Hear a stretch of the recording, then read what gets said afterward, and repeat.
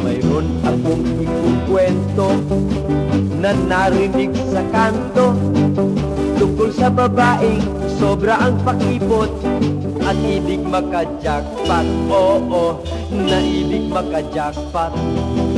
Kung siya'y magbihis ay hapit na hapit at ang blusa ay kay nipis. Kitang-kita mo na ang legs niyang makinis. Kung siya'y naka-London look, oo, ngunit sobrang pakipot.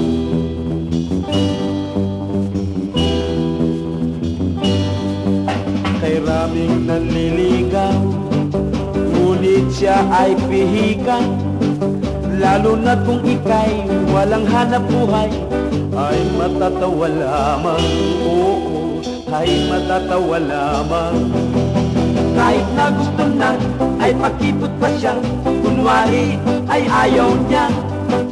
Kung kaya ang kanyang mga nanliligaw ay pawang umaayaw, oo, pagkat sobrang pakipot.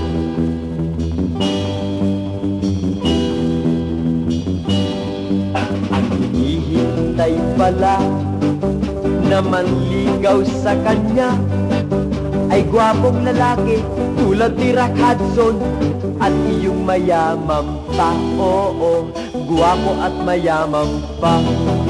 Sa kahihintay niya sa kanyang dream boy ay di niya nalalaman na kumukupas na ang ganda niyang taglay at wala nang lumigaw, oo, at wala nang lumigaw.